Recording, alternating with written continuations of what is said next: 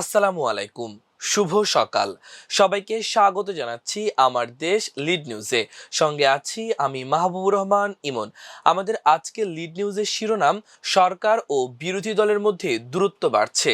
আজকে লিড নিউজটি লিখেছেন ইমরান এস হোসাইন। চলুন দর্শক, নিউজটির বিস্তারিত জেনে নেওয়া যাক।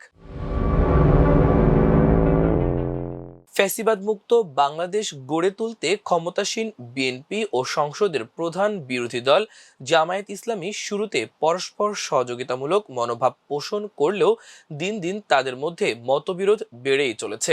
সংবিধান সংস্কার পরিষদ গঠন, জুলাই সনদের বাস্তবায়ন ও অন্তর্বর্তী সরকারের অধ্যাদেশগুলোর স্বীকৃতি দেওয়া না দেওয়া প্রশ্নে সরকার বিরোধী দলের মধ্যাকার বিরোধ জাতীয় সংসদকে ছাপিয়ে রাজপথে গড়িয়েছে। জুলাই বিপ্লব পরবর্তী নতুন গণতান্ত্রিক ব্যবস্থায় নতুন বন্দোবস্তের যে আবহ তৈরি হয়েছিল, দুই দলের নীতিগত ও কৌশলগত বিরোধে তা হোঁচট খাচ্ছে। সব মিলিয়ে নির্বাচন পরবর্তী রাজনীতির 2 মাস যেন না যেতেই দেশের রাজনৈতিক অঙ্গনে শীতল হাওয়া বইতে শুরু করেছে।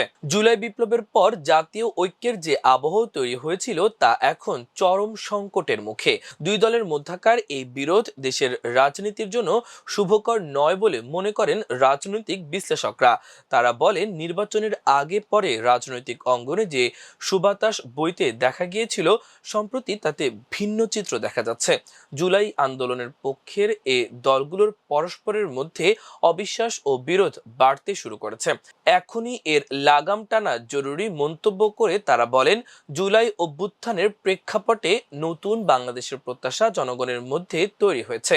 দলগুলোর মধ্যে বিবাদ বাড়তে থাকলে জনগণের ওই প্রত্যাশা ক্রমান্বয়ে ফিকে হয়ে আসবে। নির্বাচনের আগে দলগুলো জনগণকে যেভাবে আশা দেখিয়েছে, সেটা বিবেচনা করেই দু দলের সামনের দিকে চলা উচিত বলে তারা মন্তব্য করেন। গত 12 ফেব্রুয়ারি অনুষ্ঠিত ত্রয়োদশ সংসদ নির্বাচনের পর বিজিত দল জামায়াত ইসলামী নেতৃত্বাধীন জোট কিছু পর্যবেক্ষণ ও প্রশ্ন তুললেও গণতান্ত্রিক ধারা বজায় রাখতে নির্বাচনের ফলাফল মেনে নিয়েছে। একই সঙ্গে তারা ফ্যাসিবাদ মুক্ত ও ইনসাফ ভিত্তিক রাষ্ট্র গঠনে নবনির্বাচিত সরকারকে পূর্ণ সহযোগিতার প্রতিশ্রুতি দেয়। অপরদিকে নির্বাচনে নিরঙ্কুশ সংখ্যাগরিষ্ঠতা অর্জনকারী দল বিএনপির চেয়ারম্যান ও বর্তমান প্রধানমন্ত্রী তারেক রহমান বিজিত দলগুলোর নেতাদের বাসায় সৌজন্য সাক্ষাৎ করেন। তার এই সাক্ষাৎ বাংলাদেশের রাজনৈতিক শিষ্টাচারের এক অনন্য দৃষ্টান্ত তৈরি করে। তবে দুই দলের মধ্যে সম্পর্কে ছেদ ঘটে সংসদ সদস্যের শপথ গ্রহণের দিন। গত 17 ফেব্রুয়ারি অনুষ্ঠিত শপথের দিন নির্বাচিত এমপিদের সংসদ সদস্য এবং সংবিধান সংস্কার পরিষদের সদস্য হিসেবে দুইভাবে শপথ নেওয়ার কথা থাকলেও সরকারি দলের এমপিরা সংবিধান সংস্কার পরিষদের সদস্য হিসেবে শপথ থেকে নিজেদের বিরত রাখে। এতে বিরোধী দল ক্ষুব্ধ হয়ে সরকার গঠনের শপথ অনুষ্ঠান বর্জন করে। এর আগে তারা এমপিদের সংসদ সদস্য এবং সংবিধান সংস্কার পরিষদ উভয়ের পদের জন্য শপথ নেন। এদিকে সরকারি দলের এমপিরা সংবিধান সংস্কার পরিষদের শপথ না নেওয়ায় বিরোধী দল নানা প্রতিক্রিয়া দেখালেও গত 12 মার্চ অনুষ্ঠিত সংসদের প্রথম অধিবেশনে তারা যোগ দেয়। তবে সংবিধান সংস্কার পরিষদের অধিবেশন না ডাকা সহ 3 কারণে তারা দিনের শেষ কার্যসূচি রাষ্ট্রপতির ভাষণ বর্জন করে সংসদ থেকে ওয়াকআউট করে। তবে পরবর্তী কার্যদিবসে তারা আবারও সংসদে যোগ দেন। অন্তর্বর্তী সরকারের জারিকৃত 133টি অধ্যাদেশ যাচাইয়ে সংসদে গঠিত বিশেষ কমিটিতেও বিরোধী দল তাদের প্রতিনিধি দেন। সংসদ অধিবেশনের পাশাপাশি ওই কমিটির বৈঠকগুলোতেও বিরোধী দলের সদস্যরা নিয়মিত অংশ নেন। কয়েকটি অধ্যাদেশের বিষয়ে বিরোধী দলের নোট অব ডিসেন্ট সহ কমিটির প্রতিবেদনও সংসদে উত্থাপন করা হয়। ওই প্রতিবেদনে 98টি অধ্যাদেশ হুবহু পাশ, 15টি অধ্যাদেশ সংশোধিত আকারে পাশ ও বাকি 20টির মধ্যে বিল করে 4টি এখনই বিলুপ্ত ও 16টির বিষয়ে সংসদে বিল না তোলার সুপারিশ করা হয়। পরে কার্য উপদেষ্টা কমিটির সিদ্ধান্ত অনুযায়ী অধ্যাদেশগুলো বিল আকারে পাশের কার্যক্রম শুরু হয়। তবে পরবর্তী সময় দেখা যায় জাতীয় মানবাধিকার কমিশন অধ্যাদেশ, জুলাই গণঅভ্যুত্থান স্মৃতি জাদুঘর অধ্যাদেশ ও পুলিশ কমিশন অধ্যাদেশ সহ কয়েকটি অধ্যাদেশের ক্ষেত্রে বিশেষ কমিটি কমিটির সুপারিশ উপেক্ষা করা হয়। এক্ষেত্রে সংসদে তোলা হবে না এমন অধ্যাদেশও তোলা হয়, আবার সংসদ আকারে পাশ করা হবে এমন অধ্যাদেশ সংসদে তোলা হয়নি। এছাড়া যেসব অধ্যাদেশ সংসদে তোলা হবে না সেগুলো নিয়েও সংসদে আলোচনার সুযোগ দেওয়া হবে বলে কার্য উপদেষ্টা কমিটিতে সিদ্ধান্ত হলেও পরে সেগুলো নিয়ে কোনো আলোচনা হয়নি। এদিকে জুলাই অভ্যুত্থান স্মৃতি জাদুঘর অধ্যাদেশ হুবহু পাশ হওয়ার সিদ্ধান্ত থাকলেও শেষ মুহূর্তে সরকারি দলের একজন সদস্যের প্রস্তাবে বিলটিতে 3টি সংশোধনী আনা হয়। এসব নিয়ে বিল পাশের শেষ দিনে 10 এপ্রিল সংসদে তীব্র প্রতিবাদ জানায় বিরোধী দল। বিষয়টি নিয়ে দুই দলের দীর্ঘ বাহাসও হয়। বিরোধী দলের পক্ষ থেকে সরকারি দলের বিরুদ্ধে বিশ্বাস ভঙ্গের অভিযোগ তোলা হয়, স্পিকারের নিরপেক্ষতা নিয়েও প্রশ্ন তোলা হয়। পরে একটি বিল পাস বাকি থাকতে সেদিন ওয়াকআউট করে বিরোধী দল। এর আগে সংস্কার পরিষদের বৈঠক নিয়ে মুলতবি প্রস্তাবের আলোচনার সিদ্ধান্ত না নিয়ে সরকার পক্ষে পাল্টা মুলতবি প্রস্তাব দেওয়ার অভিযোগে সংসদ থেকে বিরোধী দল ওয়াকআউট করে। সব মিলিয়ে বিরোধী দল 4 দফার সংসদ থেকে ওয়াকআউট করলেও পরে আবার ঠিকই অধিবেশনে যোগ দিয়েছে।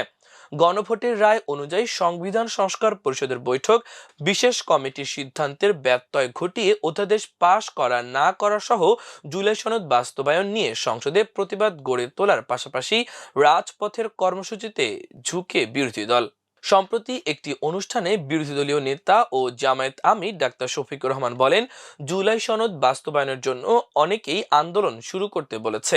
আন্দোলন ইতোমধ্যে শুরু হয়ে গেছে, সফল হওয়ার আগে এই আন্দোলন থামবে না। তিনি বলেন, সংসদে ফ্যাসিবাদের কালো ছায়া দেখতে পাচ্ছি। আওয়ামী লীগের সময় সংসদে দাঁড়িয়ে আজকের সরকারি দলের লোকেরা তুচ্ছ-তাচ্ছিল্য করে যেভাবে কথা বলা হতো, তাদের দু একজন আমাদের লক্ষ্য করে সেই রকম কথা বলা শুরু করেছেন। সংসদ থেকে বেরিয়ে যাওয়ার ইঙ্গিত দিয়ে বিরোধী দলীয় নেতা বলেন, আমরা যতদিন সংসদে লড়াই করতে পারবো ততদিন থাকবো, আর যখন লড়াই করতে পারবো না তখন 1 মিনিটও থাকবো না।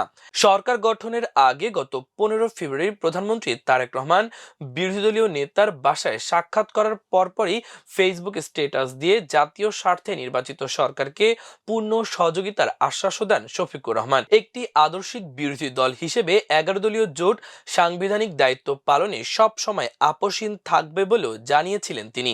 এদিকে ত্রয়োদশ জাতীয় সংসদের স্বাগত বক্তব্যে সংসদ নেতা প্রধানমন্ত্রী তারেক রহমান দেশ পরিচালনায় দেশের জনগণ এবং বিরোধী দল সহ সংসদ সদস্যদের সমর্থন ও সহযোগিতা কামনা করেন। তবে গত 14 এপ্রিল এক অনুষ্ঠানে বিরোধী দলকে ইঙ্গিত করে সমালোচনামূলক বক্তব্য দেন। স্বৈরাচার পালিয়ে গেলেও এখনো স্বৈরাচারের ভূত রয়ে গেছে মন্তব্য করে প্রধানমন্ত্রী টাঙ্গাইলে কৃষক কার্ড বিতরণ অনুষ্ঠানে বলেন, বিএনপি ক্ষমতায় থাকতে তৎকালীন বিরোধী দল সংসদকে দাঁড়িয়ে বলেছিল সরকারকে এক মুহূর্ত শান্তিতে থাকতে দেব না। এখন যারা বিরোধী দলে বসেছে ওই স্বৈরাচারের ভূত তাদের ওপর আছর করেছে। জামায়াত ইসলামীর নায়েবে আমির এটিএম আজহারুল ইসলাম গতকাল এক অনুষ্ঠানে বলেন, বর্তমান সরকারের চেয়ে সংখ্যাগরিষ্ঠতা পেয়েও জনগণের বিপক্ষে গিয়ে আওয়ামী লীগ ক্ষমতায় টিকতে পারেনি। গণভোটের রায় মেনে না নিয়ে জনগণের বিপক্ষে গেলে এ সরকারও ক্ষমতায় টিকতে পারবে না। এ বিষয়ে এক প্রতিক্রিয়ায় চিফ হুইপ নুরুল ইসলাম মনি বলেন, বিরোধী দলের প্রতি আমাদের আস্থা রয়েছে। আমরা কোনো আস্থাহীনতার কাজ করছি বলে মনে করি না। সংসদে তারা নতুন, আমাদেরও অনেক নতুন সদস্য রয়েছে।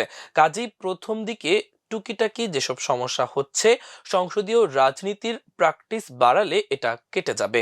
তিনি বলেন, মাত্র 6 দিনে 133টি অধ্যাদেশ সুরাহা করা হয়েছে। এত অল্প সময়ে এত বিল পাশ করতে গিয়ে সামান্য ভ্রান্তি হতে পারে, কখনো রাজপথে যাওয়ার মতো পরিস্থিতি তৈরি হয়নি দাবি করে চিফ হুইপ বলেন, এগুলো সংসদে আলোচনা করে আমরা সমাধান করতে পারি এবং পারব বলেও বিশ্বাস রাখি। ঢাকা বিশ্ববিদ্যালয়ের রাষ্ট্রবিজ্ঞান বিভাগের অধ্যাপক কাজী মোহাম্মদ মাহবুবুর রহমান বলেন, নতুন গণতান্ত্রিক সরকারের কাছে জনগণ একটি স্থিতিশীল অবস্থান আশা করছিল। তাদের প্রত্যাশা ছিল সবকিছুই আলোচনার টেবিলে সমাধান হবে, আর এই আলোচনার টেবিলটাই হচ্ছে আজকের জাতীয় সংসদ। কিন্তু আমরা দেখতে পাচ্ছি দ্রুতই সবকিছু আলোচনার টেবিল থেকে বেরিয়ে রাজপথে চলে যাচ্ছে। এটা সরকার ও বিরোধী দল কারোর জন্যই সুখকর নয়। এই মুহূর্তে সংসদ ছেড়ে রাজপথে যাওয়াটা কতটা যথার্থ হচ্ছে বিরোধী দলকে যেমন চিন্তা করতে হবে, তেমনি বিরোধী দলকে কেন রাজপথে যেতে হচ্ছে সরকারি দলকেও সেটা বিবেচনায় নিতে হবে। জুলাই সনদ বাস্তবায়ন ইস্যুতে দুই পক্ষকে ছাড় দেওয়ার মানসিকতা দেখানোর পরামর্শ দেন অধ্যাপক মাহবুবুর রহমান। প্রিয় দর্শক, আমাদের আজকের লিড নিউজের আয়োজন এ পর্যন্তই। সবাই ভালো থাকুন, সুস্থ থাকুন, আমার দেশের সঙ্গেই থাকুন। এতক্ষণ সঙ্গে থাকার জন্য অসংখ্য ধন্যবাদ। আল্লাহ হাফেজ।